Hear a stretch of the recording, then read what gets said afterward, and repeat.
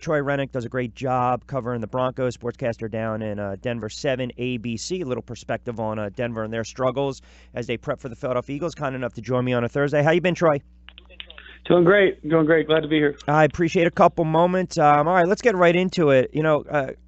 From our standpoint, you look at the issues at the quarterback. They're going to start Osweiler Sunday on the road against Philly. Eagles are playing really good football right now, 6 in a row. Very impressive during an NFL season. We know about their defense.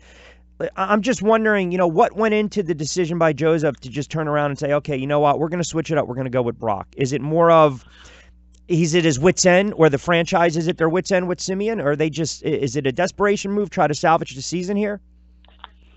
Well, probably the latter. Basically with Simeon, they wanted him to be the quarterback throughout the season.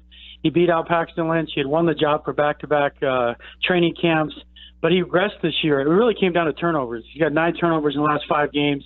Broncos have 17 turnovers. In their losses, they are minus 11 in turnovers, and they're even in their wins. And Joseph put it frankly that, hey, we want to find out what a fair game looks like when we're not turning the ball over. And that's what Simeon really left him no choice. I don't know that Brock will be better. He was awful last year with the Texans. But the players in the locker room believe it gives them a chance to restart. Maybe that's the most important thing right now, kind of hit the reset button after 3 straight losses. Yeah, and it's always funny, too, because I go back to the Giants game where the Giants go on the road. They had 0 expectation in winning that game. The defense kept them in the game. The offense didn't do anything, but it was that big pick 6 by Jenkins late in the half. And then from there, no points against the Chargers, 19 points against the Chiefs, but yet a ton of turnovers, special teams blunders as well. You brought up a great point. You mentioned the guys in the locker room. To me, that's a huge indictment really on the quarterback, because what if Brock comes out, doesn't play particularly well, but they still believe they have a better chance of winning with him, say, going forward against the Pats or Cincy or the Raiders. Then all of a sudden it falls on the head coach to decide how are we going to play this. And it can get ugly pretty fast. Yeah, and that's an issue they've dealt with the last year and a half, is the borderline fracturing of the locker room where the defense grows frustrated with carrying all the weight. Last year they would have been a playoff team if the offense was even functional. They go 9-7 because they had statistically one of the best defenses in the league again. And Von Miller nearly won Defensive Player of the Year. The offense didn't carry its weight. The offense has averaged 12 points a game over the last 5 games. Wow. And you can't win in the NFL doing that. And it's not, they like Simeon, they respect him, he's a leader, he's tough. It's just production. It's about results. It's it's not personal, it's business. They're trying to save their season. And if they lose let's say they lose at Philly, lose to New England, then at that point I think you'd see Paxton Lynch. And then you're just playing to see, okay, what has he got left? Is he a realistic prospect for next year, or do they have to address the quarterback position in free agency and or the draft? But they're not there yet, because they do believe in a wide open AFC they could still make the playoffs at 9-7. Did you get the sense going into the season that the organization and Joseph, rookie head coach going in, it's always tough when you're answering a lot of quarterback questions, even during training camp leading into the preseason and the season. Did you get the sense, though, they fully had the utmost confidence that Trevor was going to be their guy going forward? They did. I'm not saying long term, but for this season they did. The only issues that concern them were durability. Trevor's a slight guy. He gets hurt a lot. He's been hurt, 4 times in 2 years. His left shoulder twice, a foot injury, a right shoulder injury. So the questions about Simeon were more around they'd probably need 2 quarterbacks to get to the finish line because of his durability. No one saw this type of regression moving forward. And I was guilty as anyone saying, hey, give him a chance with an offensive line that's better. How could you say he reached his potential last year in an archaic scheme with no offensive line help? This year he had time. Now, he was getting hit and getting sacked, but his problems were when he went off script and tried to roll out, or he didn't understand the nuance of the pocket to step up. And when he didn't step up and he'd go right, he'd run right into the right. Those linebackers are running to a point.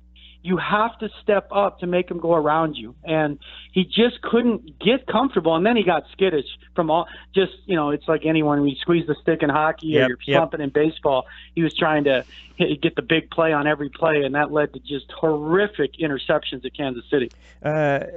Denver's coming into Philly against a 7-1 team. Wentz just named NFC Offensive Player of the Month. They make the move for Ajayi, the running back. Not sure how many reps or if anything he'll get on Sunday. Denver's defense, as you mentioned, keeping them in games with Von Miller. I'm sure he realizes, hey, here's a quarterback. If you watch the film, he just improvises. He's got escapability. He's a tough guy to get down. What's the perception out there when it comes to the Philadelphia Eagles and how well they've been playing thus far? Well, a lot of respect for Wentz. Obviously, as you said, he's probably the midseason MVP here, or Tom Brady at this point. The one thing they like about Wentz is he will attempt to extend plays. And most quarterbacks, the way they combat the Broncos pass rush is the ball's out in 2.2 seconds. So they neutralize and marginalize Von Miller, and they don't throw at their corners. They use tight ends to go at their safety. Yep. So their three best players on the field, Talib, Chris Harris, and Von Miller, a lot of times it feels like they're spectators. So they like the fact they enjoy and embrace facing a guy like Wentz because he's going to try to make plays outside the pocket. The issue the Broncos will have to deal with this week, beyond the fact Philly's defense is really good, is that Wentz, when he scrambles, because Denver gets into a habit against mobile quarterbacks, they turn their back, they lose their eyesight into the backfield, and that running quarterback with its Newton, Luck, Alex Smith to some degree, that they get hurt more by mobile quarterbacks scrambling than they do passing. And how are they going to cover the tight end? Broncos have struggled covering tight ends, honestly, even during their Super Bowl title year, and they've got to come up with a better plan. If it were me, I would put Talib on him and take my chances at this point because the tight ends opponents have just absolutely destroyed the Broncos this year. Yeah, and I know I got you for a couple more minutes. You brought up a great point. I mean, typically when you start to see the corners or the linebackers in coverage drift away or turn their back, it's an interesting point you bring up because the one thing Wentz does, he's deceptively shifty, if you know what I'm saying. Like he'll make one defender move, but he'll extend the plays, especially on third down. Last year, first of all, they were horrible in time of possession. Not this year. They're running the football and they're converting their third down, so that can be demoralizing to a defense. And I also go back to Doug is starting to run the ball a little bit. And to me, if anything, how do you keep that pass rush away? Well, quick draw, delayed draw, you get those guys off balance and you run the football. Yeah, Denver's priority will be stop the run, number one, because when they make teams one-dimensional, they're usually good. I mean, they made Alex Smith look like the Alex Smith of old for 2.5 quarters right. On Monday. I mean, they can turn any quarterback mortal pretty quickly if you can't run the ball against them. Tom Brady's had some of his worst games against the Broncos defense and their secondary. But if they're able to run the ball against the Broncos, they're in trouble. And that's what the Giants did. But the Giants surprised them with the game plan. They went under center 25 of 32 runs and used trap plays, and they caught the Broncos off guard. That game haunts them to this day because they'd be 4-3, and a loss at Philly wouldn't be a big deal out of conference. But that loss at home has sent them on this spiral. But Broncos will look to stop the run, and they will welcome Wentz taking chances, giving their secondary a chance to make a play, because that's the only way they're going to win this game is a pick six, a couple of turnovers with a short field, given the way their offense is playing right now. Yeah, I would agree. It should be interesting to see how it plays out on Sunday, especially with Osweiler under center. I got about 30 seconds before you get you out of here. Worst case scenario, he has 2 first-half picks, and he's struggling, and the Eagles' pass rush is getting to him, and they're knocking him around a little bit. You think Joseph is going to go back to Trevor Siemian in the second half? No, I do not. I think Brock has this game for sure. Gotcha. Barring injury. I mean, Siemian should have been benched in the halftime of the Giants, Chargers, and Chiefs games.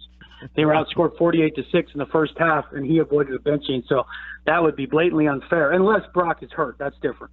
But if Brock's struggling, and you take him out with that kind of short hook, I think guys would be like, seriously? I mean, what are you doing? The other guy throw picks. Yeah, what are you doing? So I think he gets this game for sure. And then depending on where they are after 3 weeks, you could see Paxton Lynch as they try to figure out their future at that position. All right, Troy. I appreciate a couple moments, pal. We'll talk along the way. Appreciate you giving us a couple moments on a Thursday. You got it. Take care. See you. All right, you got it. Troy Renck.